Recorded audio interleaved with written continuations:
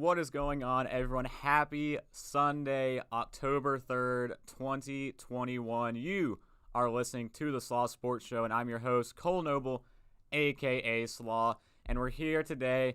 No UFC we're going to talk about. That's what we talked about last week to start off the show. We had a fight night last night. I didn't get to check much of it out. I did check out a couple of college football games here and there, but nothing really to, hit on heavily, except I would say Cincinnati. Cincinnati took down Notre Dame and really now have a shot at potentially a college football playoff spot, one of the top 4 spots, led by Desmond Ridder at quarterback. But that's really all I have to say about that. Cincinnati really approaching that playoff spot potentially in the college football world. But everyone knows the drill. On the Slaw Sports Show, we were here last week. If you missed us, you can check it out on our YouTube channel at the Slaw Sports Show. And we're live right now on YouTube and also on WSOE 89.3. So those driving around in your car, thank you for tuning in. Thank you for listening and stopping by, and hope you enjoy the show. Today we're going to be talking NFL football. Week 4 of the NFL season kicked off back on Thursday. And what a great game that was. Cincinnati Bengals, Jacksonville Jaguars. Joe Burrow up against Trevor Lawrence again. And it was a great game. Jumped out to a 17-0 lead at halftime by the Jacksonville Jaguars. Trevor Lawrence looked very sharp the first half. Joe Burrow can't really say the same for what he was doing in the first half of that game. But nevertheless, we saw what happened afterwards. Coming back in that game, the Bengals end up getting the win over the Jacksonville Jaguars, 24-21. Joe Burrow threw for 348 yards and 2 touchdowns. Stayed pretty much clean in the pocket. Especially in that second half. C.J. Uzomah had a game at tight end. 5 receptions, 95 yards, and 2 touchdowns for him. And Laviska Shenault led the way for the Jaguars with 6 receptions for 99 yards. If you're like me and put him on the bench in fantasy, I do apologize. I was there too. But nevertheless, a great game on Thursday night. I'm really excited to see how this rivalry starts to take form against with the Bengals and the Jaguars facing off. You got Trevor Lawrence on one side, Joe Burrow, 2 future faces of the league at the quarterback position with those 2 guys. See what they do in their career. I hope this turns into a rivalry game between the 2 of them and things keep going in that direction in terms of their career going forward. But a great game on Thursday Night Football to kick off Week 4. All of the primetime games so far have been great. Great games all around the NFL in primetime. And I think that's going to continue tonight and also going into tomorrow with great games on the Sunday Night Football slate and the Monday Night Football game tomorrow night. But before we get there, we got to start with the 1 o'clocks, the 1 o'clock games. And before we get there, a real quick rundown of what we're doing on today's episode. We're going to run through each game on the Sunday slate today, all the 1 o'clocks, all the 4 o'clocks, and the Sunday Night Football game as well tonight. And then we're going to take a quick break, and when we come back, we'll have our starts and sits of the week for fantasy players out there looking to see who they need to be starting in their lineups before it locks in at 1 o'clock p.m. Eastern Time. And then we come back from another break after that. We give our personal lock and upset of the week for NFL games in general. I think our locks right now are 2-1. We won week 1. We had Rams locking in over the Bears. Week 2, we lost, had the Chargers locking in against the Cowboys. They couldn't get that one done at home.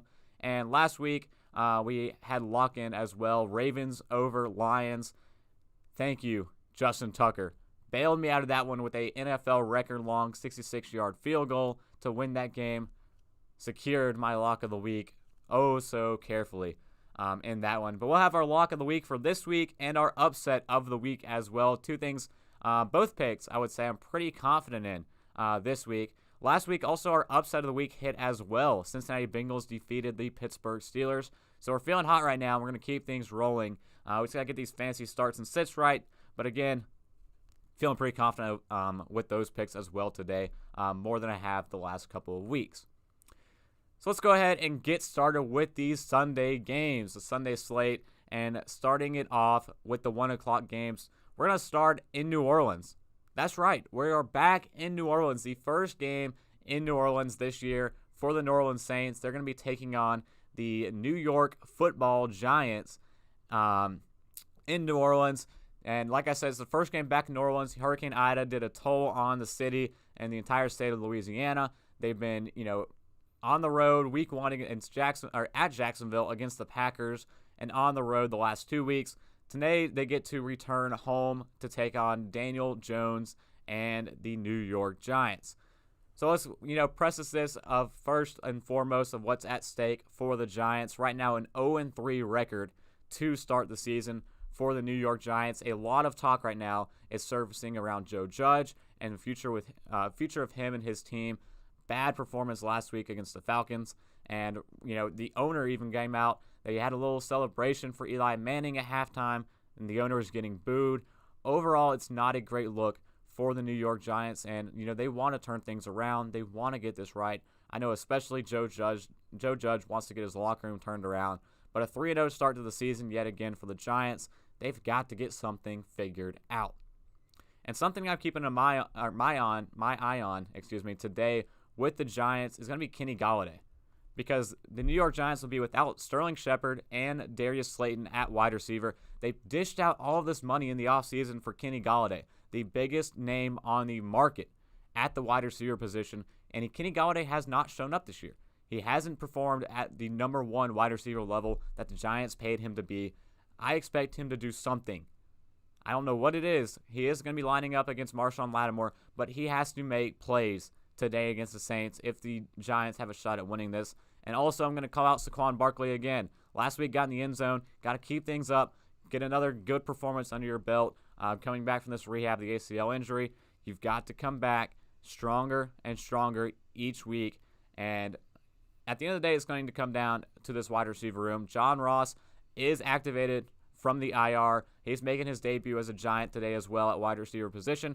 So the wide receiver position's not terrible for the Giants today, even though they're out Sterling Shepard and Darius Slayton. They still have Kenny Golladay. They're activated John Ross, and they still have Kadarius Toney, their first-round pick out of Florida.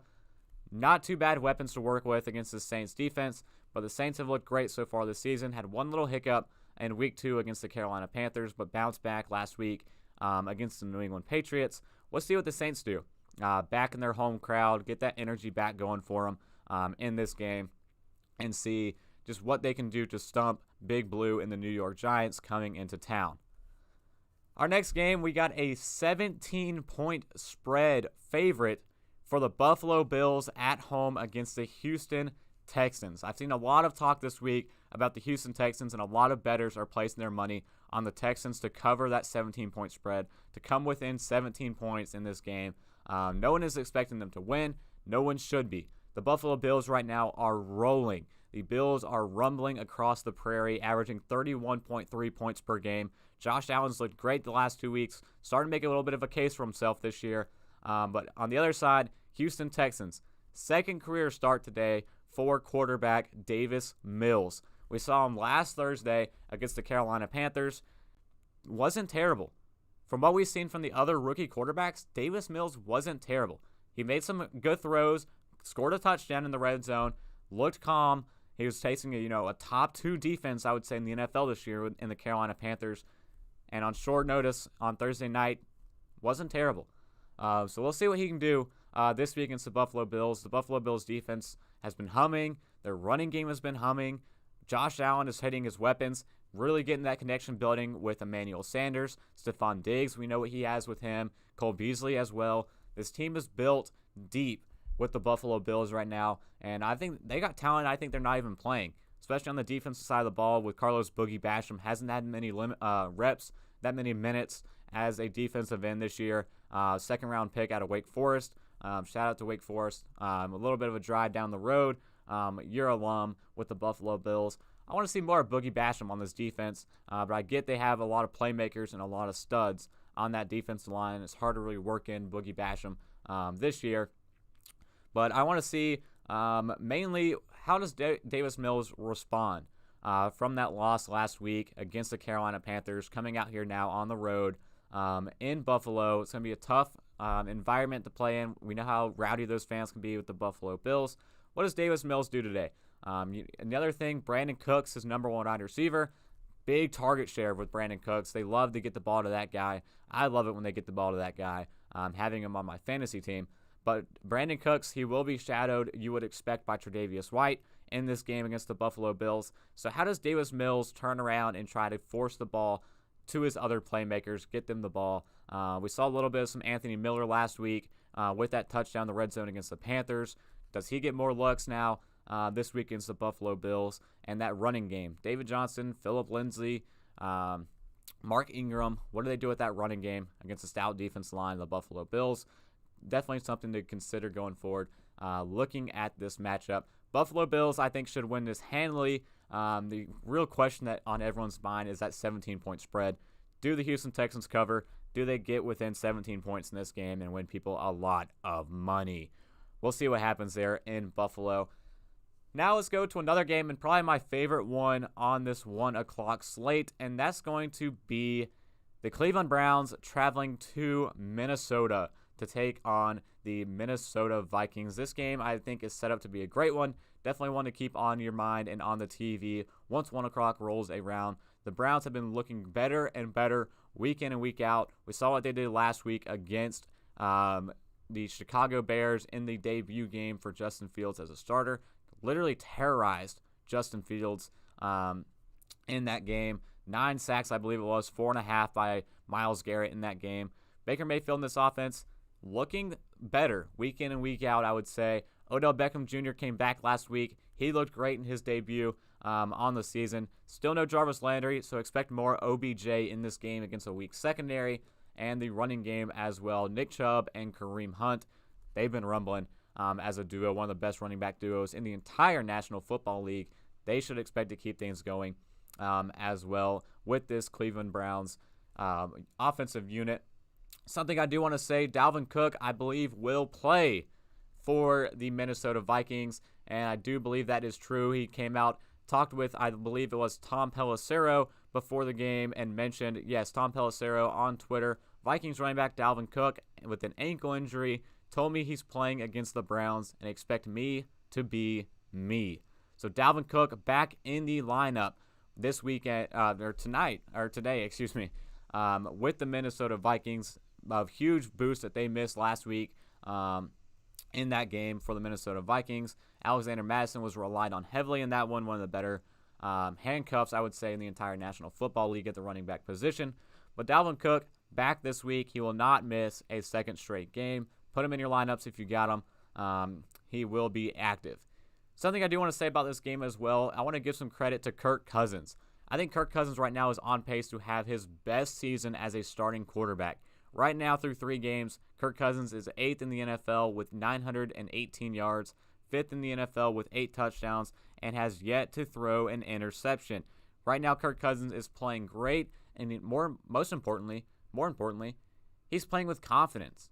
I don't think I've ever seen Kirk Cousins play with this type of confidence since he was back with the Washington football team. You know, the good old, you like that, Kirk Cousins. That's when we last saw him really have confidence. Went into that playoff game against the Packers. They stumped him. He hasn't been there since with that confidence, playing with some swagger, playing like he knows what he's doing on the football field. That kind of Kirk Cousins is back. That's an exciting type of Kirk Cousins to watch. But that defense for the Minnesota Vikings has struggled this year, making the entire team pretty much one-sided. Great on offense, struggling defense for the Minnesota Vikings. With the Cleveland Browns coming to town today, they've got to get something figured out defensively and to see what they can do on that side of the ball against Baker Mayfield, Odell Beckham, Nick Chubb. The tight ends in that group are, fantastic as well. Hooper, Njoku, Harrison Bryant. A lot of weapons, a lot of places to go with that ball if you're Baker Mayfield, especially against that defense and that secondary, which is something Mike Zimmer is going to have to get figured out today in this game. Now let's go to New York. Tennessee Titans are a 6-point favorite against the New York Jets. No A.J. Brown, no Julio Jones in this game for the Tennessee Titans. With that being said, keep an eye on the all-time rushing record for Derrick Henry. He is going to have a game today against the New York Jets. He could rush for the record today, the all-time career record. All jokes aside, Derrick Henry is not rushing for, 13,000 yards or something today. No, not going to happen, I would say. But on the other side, Zach Wilson, Quarterback, second overall pick, out of BYU. Still looking for that first career win. Speaking of struggling, that's what Zach Wilson has been doing this year. He's got to get things right. This week against this Titans team, defense hasn't been there for the Tennessee Titans. No Bud Dupree, no Caleb Farley, who are really the two big headlines that are coming to this defense this year. Both of them won't be playing today for the Titans. The wide receiver room is looking thin as thin can be for the Tennessee Titans. Really, Chester Rogers might be leading that group today for the Titans. And Zach Wilson, 2 touchdowns, 7 interceptions through 3 games is not what you expect when you draft a guy second overall, but it's not his fault. I'm not putting all that blame on Zach Wilson. The offensive line has been atrocious this year for the New York Jets. The playmakers aren't getting it done around Zach Wilson. Just overall a bad situation to be in right now for a rookie quarterback, and he is taking the bulk of it right now with the New York Jets. But again, this game's going to come down to a big Derrick Henry rumbling game. I feel like El Tractorcito's all gassed up and ready to go again. So keep an eye on him. If you're playing Derrick Henry in fantasy, my heart goes out to you. That's a tough place to be in today with what's at stake in this game and the implications on that offensive side for the Titans.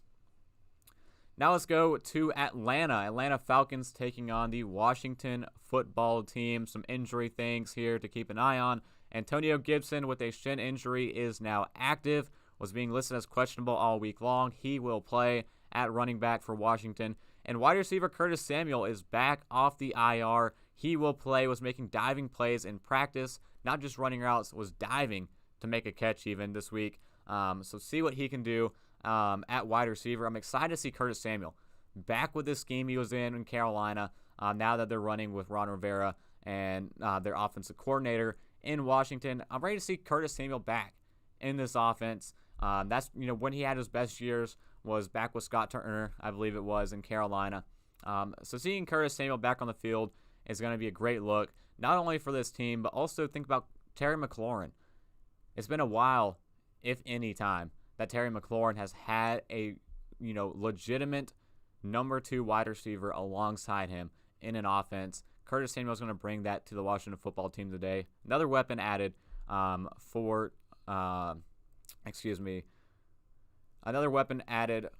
their quarterback as well, Taylor Heineke, with the Washington football team. See what Curtis Samuel can do here coming off the IR. And Antonio Gibson, my boy Gibby, he will play in this one. And for the Atlanta Falcons, they've got to get something figured out with their first round pick. Kyle Pitts has not done anything this year since getting drafted by the Atlanta Falcons, 4th overall pick. Only has 139 yards on the year, still has not recorded a touchdown.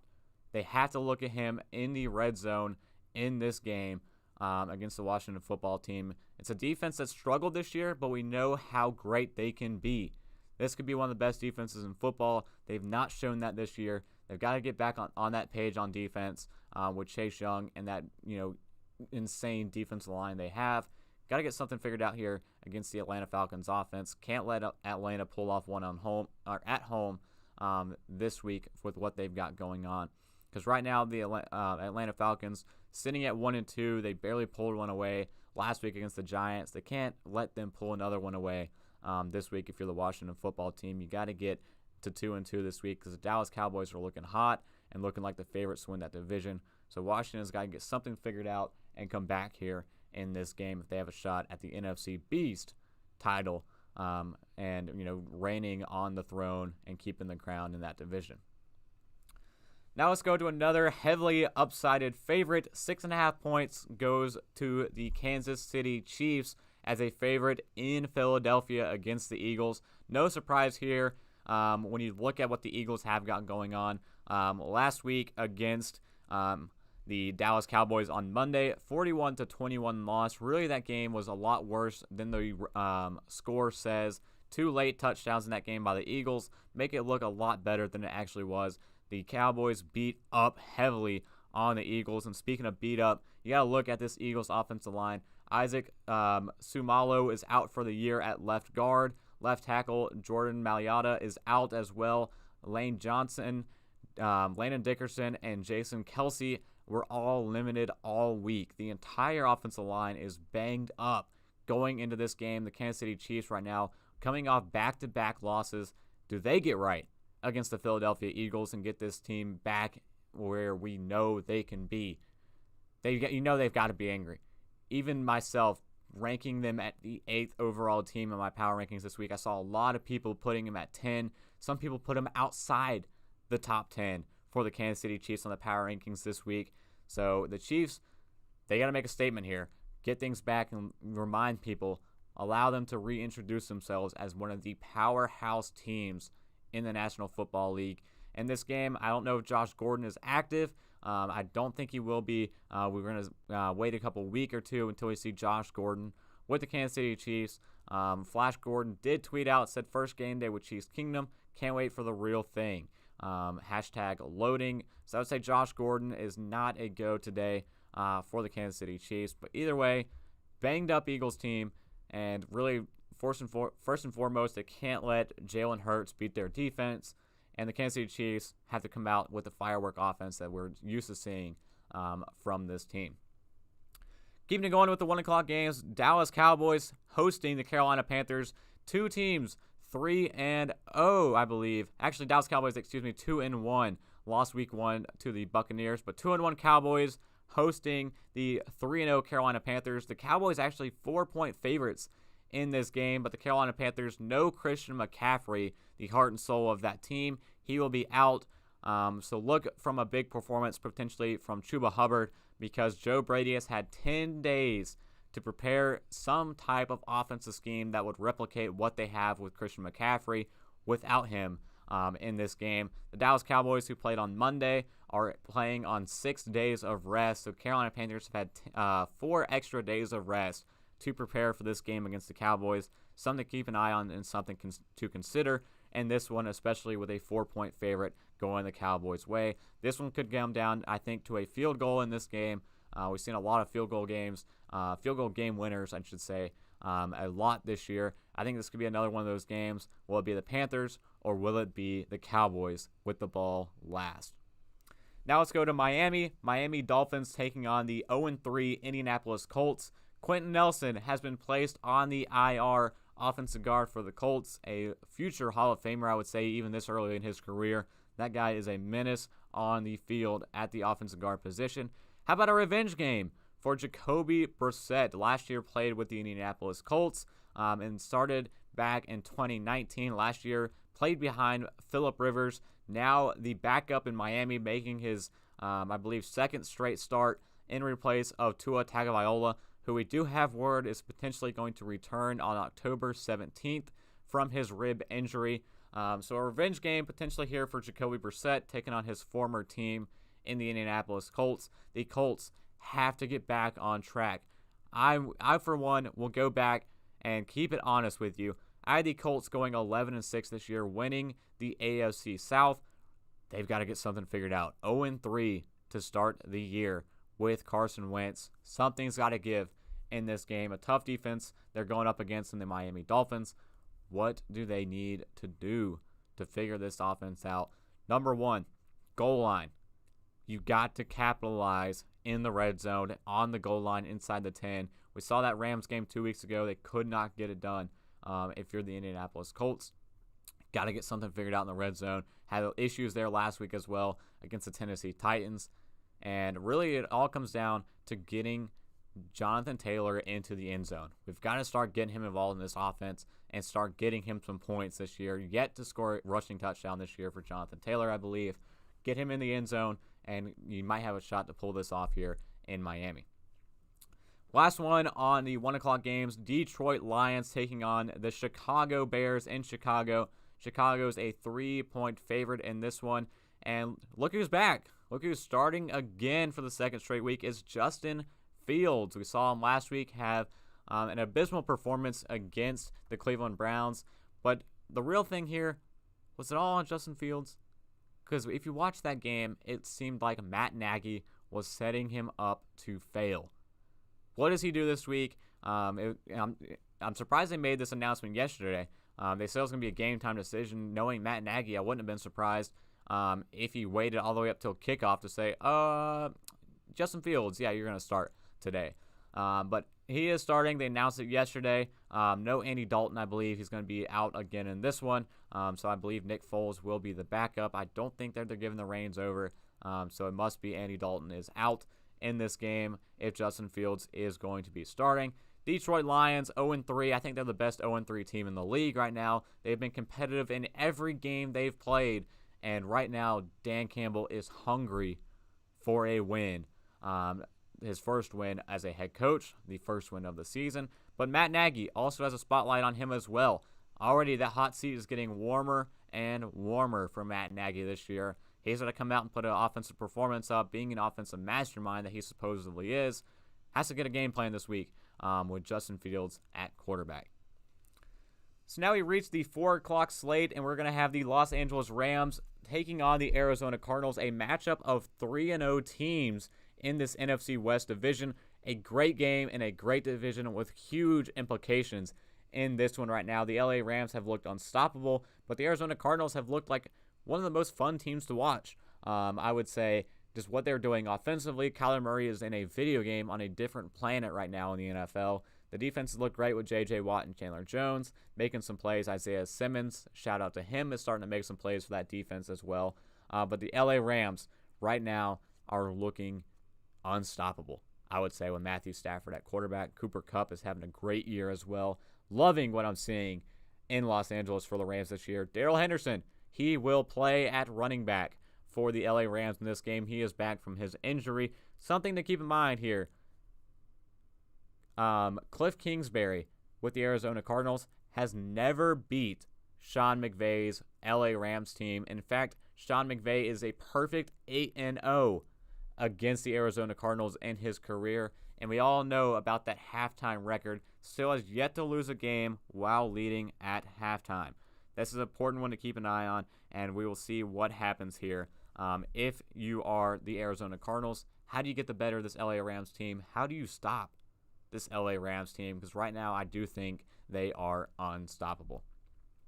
And 4 o'clock game, another NFC West matchup. Seattle Seahawks traveling to San Francisco to take on the 49ers. The Seahawks right now are 1-2, and they are looking to stay alive in this division because 2 3-0 teams. The San Francisco 49ers, I believe, are 2-1 as well. Seattle is really starting to get buried in this division. They have to pull off a win here on the road against this 49ers defense. Secondary is looking a little bit thin because of injuries. Tyler Lockett and DK Metcalf are going to have to step up tonight at 4 in this game if the Seahawks want to try to stay alive in this division.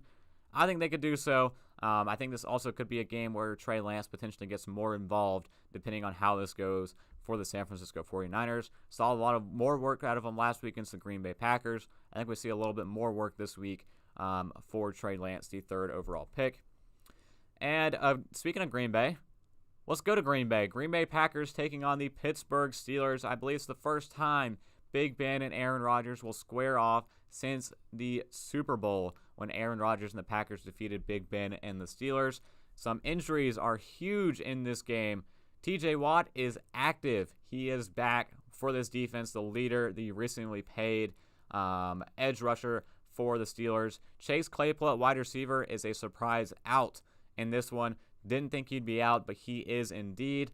And also carrying it on at wide receiver for the Steelers, Deontay Johnson and Juju Smith-Schuster will play this week against the Green Bay Packers. That's big for that offense, getting them back. But the real thing is Ben Roethlisberger. Does he throw the ball more than 3 yards today?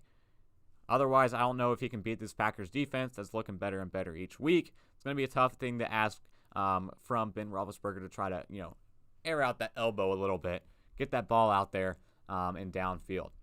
And injuries on the Packers side, Marquez Valdez-Scantling, the deep shot, deep threat guy for this Packers offense. He is out and has been placed on the IR.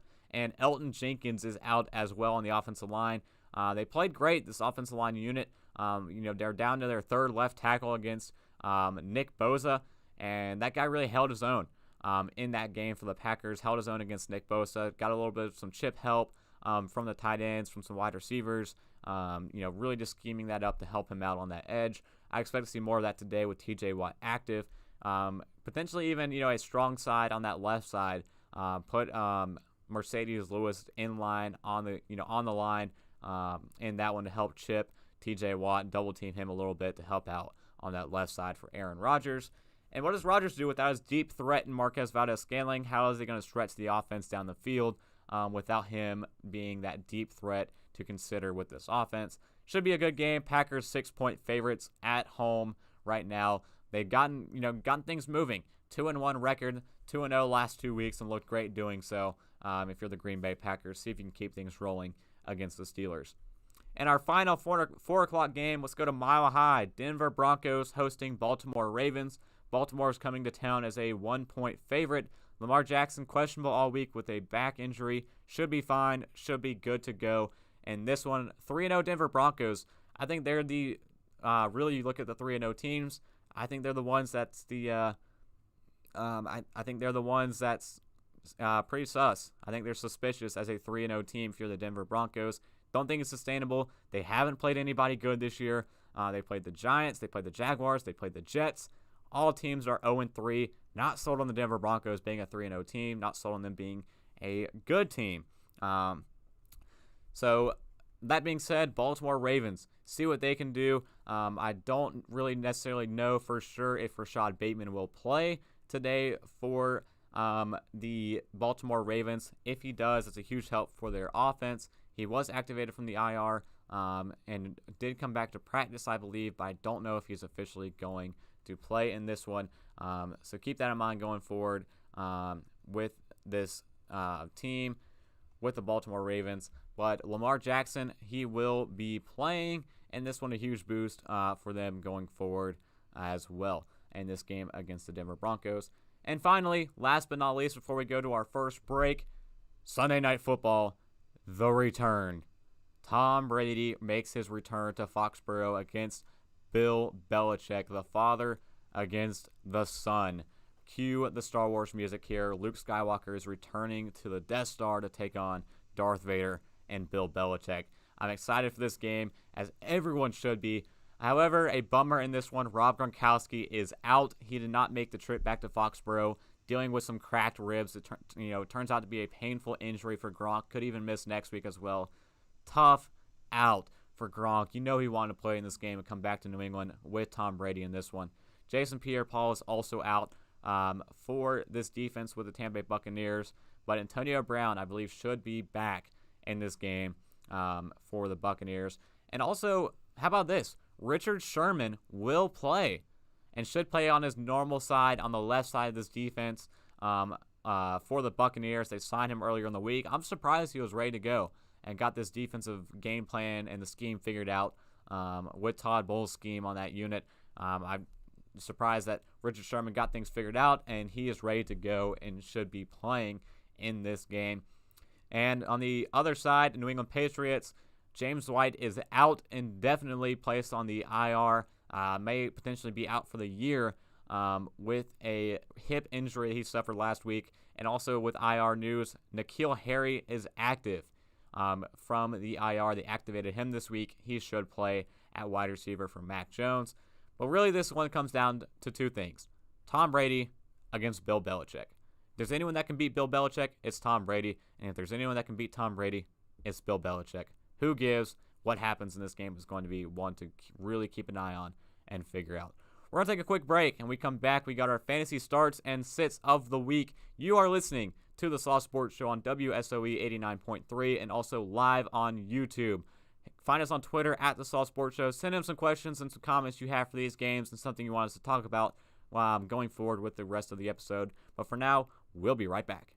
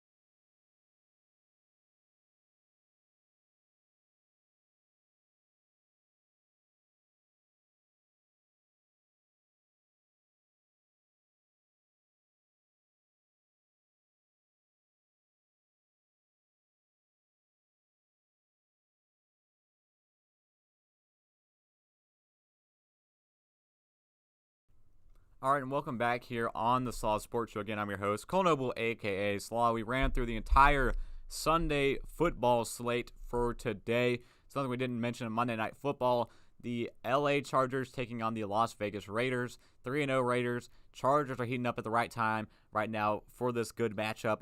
I said all the primetime games have been good. I don't think this one will disappoint either tomorrow night. But for now, it's time for Slaw's Fantasy Starts and Sits of the Week. Let's go ahead and get it started with our Starts of the Week. Number 1, Odell Beckham Jr. Start him today against the Minnesota Vikings. This guy is going to have a game. Last week, made his debut, saw 52 snaps, had 9 targets, a team high, 5 receptions, and 77 yards. 77 yards, also a team high against the Chicago Bears in this game. Right now, Odell Beckham is heating up. Played great last week. I expect him to play even better right now. Minnesota is last in yards and touchdowns to wide receivers. They've given up the most yards and the most touchdowns to wide receivers who are lined up on the outside. Put Odell on the outside. Let him feast today against this weak secondary, the Vikings. LSU on LSU matchup. Odell against Patrick Peterson. Give me the Odell Beckham Jr. side of that matchup. Right now, 6 wide receivers have scored at least 13 points per game against this Vikings defense this year. Odell Beckham will have more than that. Hammer the over of 13 points per game, or 13 points, today for Odell Beckham in this one. I'm going to throw this out there. I can see Odell Beckham even throwing a touchdown. The good old end-around sweep pass by Odell Beckham we've seen before. I think the Browns pull that out of the bag again this week against the Vikings and have Odell throw a touchdown, potentially to Anthony Schwartz today. Hammer Odell. Start him in your lineup if you got him in fantasy. Next up on the fantasy start list, number 2, running back Zach Moss with the Buffalo Bills. He has 3 touchdowns in the last 2 weeks. Last week had more touches, 16 touches on the ball, while Devin Singletary had only 12 in that game. He saw 56% of the snaps last week. Last 2 weeks, week 2, Zach Moss, 15.4 fantasy points. Week 3, 18.1 fantasy points. Going up against the Houston Texans defense that is giving up 26.27 points per game to running backs. Zach Moss should feast today against the Houston Texans with the Buffalo Bills. One thing I'm looking at in this game, if I'm an owner of Zach Moss, don't be worried about the first half. The Buffalo Bills are going to go out to a massive lead in this game against the Houston Texans, and the second half is going to be run, run, run. So hammer down Zach Moss. If you got him in the lineup, start him in this game against the Houston Texans. I think he should get another touchdown today and even potentially a 100-yard game from Zach Moss. Excited to see what he can do with this Buffalo Bills offensive unit against this Houston Texans defensive unit at home. Now let's go over to our sits. Again, we have 2 for this one as well. Our first sit of the day is Tyson Williams, running back for the Baltimore Ravens. Not only is he taking on the Denver Broncos, who have yet to allow a touchdown to a running back this season. In fact, their defense is giving up 8.63 points per game. It's the second fewest points per game giving up to running backs this season behind the Carolina Panthers. Don't like this matchup for Tyson Williams. Last week against Detroit, Tyson Williams only had 5 carries for 22 yards, 0 receptions, and Latavius Murray and Devonta Freeman are getting continuous work week in and week out on this running back committee now, I would say, for the Baltimore Ravens. Le'Veon Bell got active yesterday as well. Not a good look for Tyson Williams in this game. Be wary of him and bench him. If you have him in your lineup, take him out now before that locks in at 1 o'clock. Do not start Tyson Williams against the Denver Broncos. And my sit number 2, this one's more of an overreaction. Don't overreact from what we saw last week from wide receiver Marquez Callaway with the New Orleans Saints. Got into the end zone, but even that touchdown shouldn't have been a touchdown. Go back and watch it. A little bit of a bobble, a little bit of fall into the end zone, hung on to the ball. I say he shouldn't have even had that touchdown in that game. He has 11 targets, only 7 receptions, and only 63 yards on the year. He should be the number 1 guy in New Orleans. He has not been that so far for the Saints. They really need Michael Thomas back to be their number one receiver. If you have Marquez Callaway, don't overreact that touchdown last week. Do not start him in this game. I mean, you think about 11 targets he has in 3 games. Jameis Winston's throwing the ball 21 times per game. Average 21 passes per game, and only 11 targets on the year have gone to Marquez Callaway, who should be his number one receiver. Don't start Marquez Callaway today if you are have him in your lineup. He will be lined up against James Bradberry, and this defense for the New York Giants has only allowed 3 touchdowns to wide receivers this season. Do not start Marquez Callaway if you got him. Sit him in this matchup. Let's take a look now at some questions. We got some questions coming in before we take a break and get to our locks and upsets of the week. Let's go to the message board for our questions today. The first one coming in, will Trey Lance get his opportunity this year? 100% yes. He's getting more and more work week in and week out with this team for the 49ers. All we're really waiting on, and all Kyle Shanahan really is waiting on, is the mistakes from Jimmy Garoppolo, which we all know will come. I think he gets more work today against the Seahawks. If the Seahawks go up big in this one, we're going to see Trey Lance come into the game. It's not going to set any precedent going forward, but I do think we see Trey Lance get onto the field a lot more today than we've seen him in weeks past against the Seattle Seahawks. Get him some work against this defense he's going to be potentially facing later down the road in the season and potentially later down in the future of his career as the quarterback of the Niners. So I do think we will see Trey Lance today, and I do 100% think he'll get his opportunity going forward later this year. Next up on the question board, will the Jets go 0-17 this year? Let's pull up their schedule. I'm actually interested to see right now. 0-3 with the Jets. They've looked terrible so far this season. Pull up the schedule here. So they got the Titans today, Atlanta Falcons next week, in London in Week 5, New England Patriots, Cincinnati Bengals, Colts, Bills, Dolphins, Texans. Texans are an interesting game. Take us as low as $22 for that game, November 28th in Week 12 for the New York Jets. Potentially can squeak one out there if they start getting their team figured out by Week 12. Eagles, Saints, Dolphins again, Jaguars, maybe in Week 16. Tampa Bay Buccaneers, no shot in Week 17. Buffalo Bills, a Week 18 game, a potential Mitch Trubisky start. I still don't know about that one if I am the New York Jets. So really it comes down to that Houston game, Week 12, and potentially a Jaguars game, Week 16. So do they go 0-17? I wouldn't say so. I think they get a win somewhere squeaked in there in that schedule. Arizona Cardinals or LA Rams. I don't know if this is just today or for the division in general, but the Rams are unstoppable. I'm siding with the Rams in this one. Even today, you look at that record, if you're talking about a matchup perspective today, Cliff Kingsbury, like I said, has never beaten Sean McVay in his career. I don't think that happens today. I don't think that happens the next time they face each other later in the season.